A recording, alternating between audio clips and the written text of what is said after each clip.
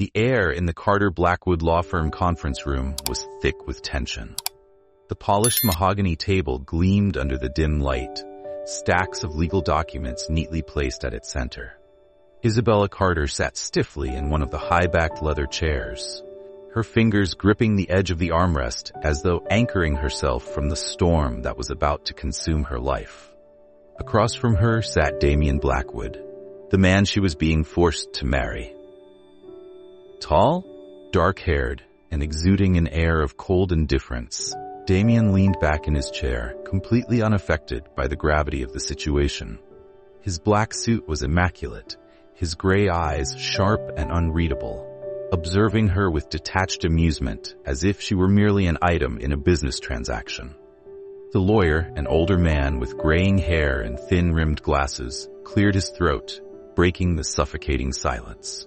"Miss Carter," he began, adjusting the documents in front of him, "as per the conditions outlined in your late father's will, in order to inherit the Carter fortune and retain control over Carter Enterprises, you must enter into marriage with Mr. Blackwood within the next 48 hours. Isabella clenched her jaw, her heart pounding in her chest. She had heard these words before, but they didn't sting any less. "This is absurd," she spat, glaring at the lawyer before turning her fury onto Damien. "My father would never force me into a marriage like this." Damien's lips curved into a smirk, infuriatingly calm. "Your father was a pragmatic man," he said smoothly. "He understood business, understood alliances. And in case you forgot, Carter Enterprises is drowning in lawsuits and hostile takeovers. This arrangement ensures your family's legacy remains intact." Her nails dug into the leather chair. "So that's what this is? A business deal? A way for you to expand your empire while keeping my father's company under your control?" "Precisely." The casual arrogance in his tone made her stomach twist. She turned back to the lawyer, desperation creeping into her voice. "There has to be another way. Something else I can do to keep the company." The lawyer sighed, adjusting his glasses. "Miss Carter, I'm afraid not. If you refuse, the entire estate along with Carter Enterprises will be liquidated. The board has already prepared contingency plans for its sale should you decline this agreement." Isabella's world tilted. Everything her father had built, everything she had ever known, would be gone. She turned back to Damien, who was watching her with the same detached amusement as if he were waiting for her to break. "Sign the contract, Isabella," he said coolly, "or walk away and watch everything crumble." Her pulse roared in her ears. Every fiber of her being told her to run, to reject this farce of a marriage. But then she thought about the people who had worked for Carter Enterprises their entire lives, the employees who depended on the company, the legacy her father had sacrificed everything for. She had no choice. With trembling fingers, she picked up the pen. Her signature felt like a death sentence. The Blackwood estate was a masterpiece of wealth and power. An opulent mansion with towering glass walls, chandeliers that dripped with crystals, and endless corridors lined with expensive art. It was the kind of place that screamed luxury, but to Isabella, it felt like a prison. The wedding was held in the grand ballroom, an extravagant display of wealth rather than love. Every guest in attendance was a business associate, a political figure, or a socialite looking to witness the spectacle of Isabella Carter being handed over to Damien Blackwood like a piece of property. Isabella stood at the altar, her ivory gown flowing around her like a cage, the heavy diamond necklace around her neck feeling like chains.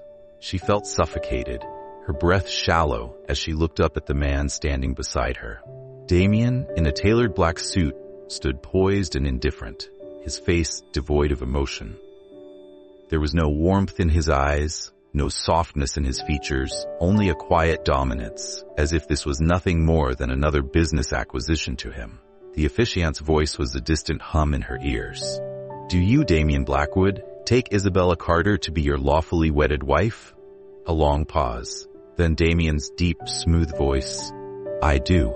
A lump formed in Isabella's throat.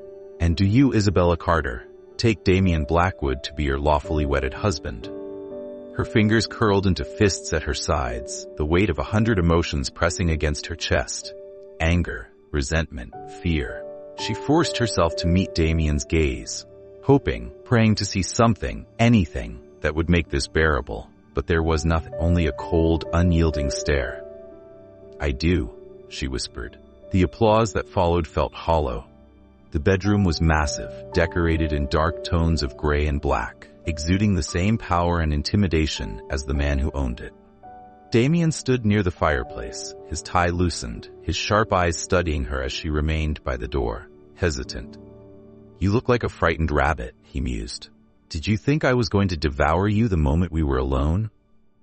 Isabella lifted her chin, refusing to let him see her fear. "I wouldn't put it past you." He smirked. "Rest assured, sweetheart, I have no intention of touching you." She blinked. "What?" Damien poured himself a glass of whiskey, taking a slow sip before answering. "This is a contract marriage, remember? I got what I wanted. The company.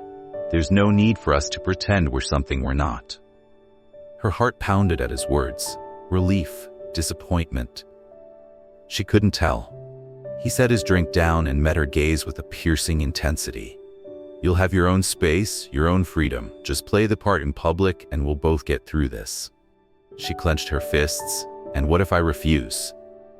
His expression darkened, his voice dropping to a low, dangerous whisper. "Then I will make your life a living hell." A chill ran down her spine. She turned away before he could see the tears welling in her eyes.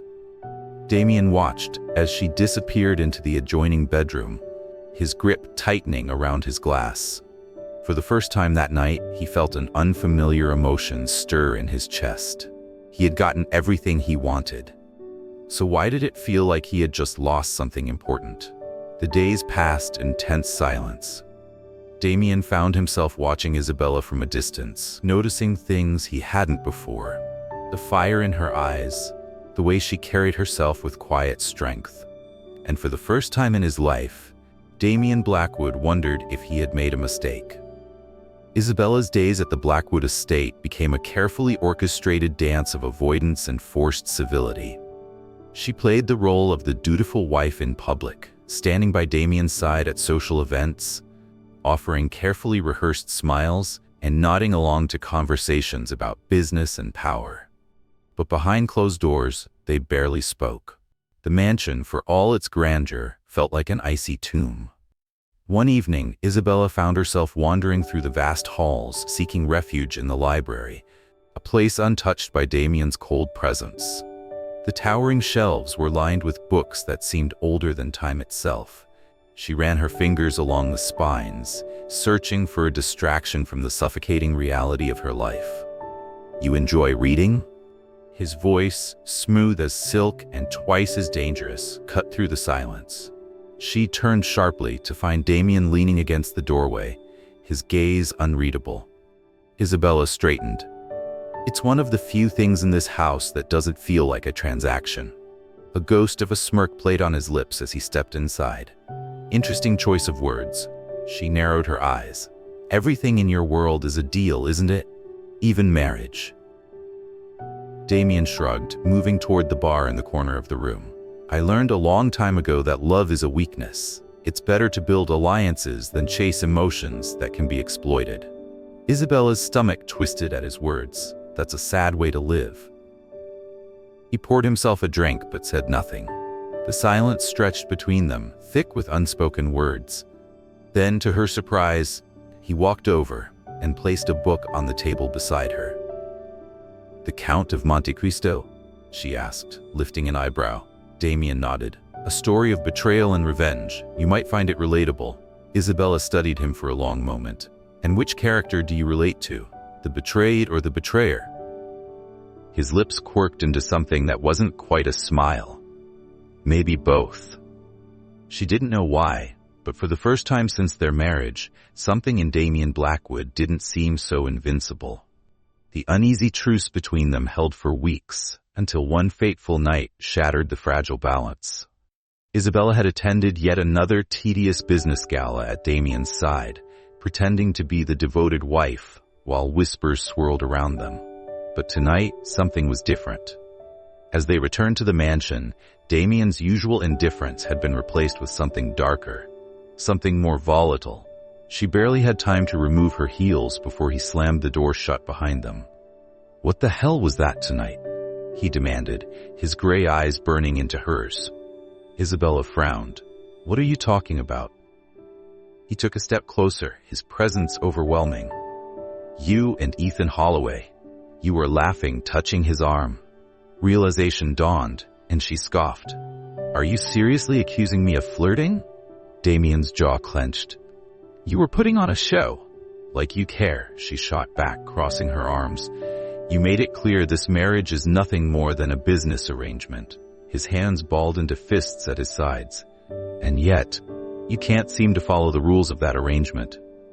Anger bubbled inside her. "Rules? You mean pretending to be your perfect little trophy wife while you go on acting like this marriage means nothing?" His silence was deafening. Isabella took a step forward, her voice lowering. "Let me make something clear, Damien. I may be trapped in this marriage, but I won't let you control me. If you think you can intimidate me, you're mistaken." Something flickered in his gaze, respect, frustration, something deeper she couldn't quite place. Then, without warning, he closed the distance between them. For a heartbeat, she thought he might kiss her, but he merely whispered, "Be careful, Isabella. You're playing with fire." She lifted her chin defiantly. "Then let it burn." And with that, she turned on her heel and walked away, leaving Damien standing there, fists clenched, heart pounding with something he didn't dare name. He had built his empire on control, on power. But Isabella Carter was the first storm he couldn't contain.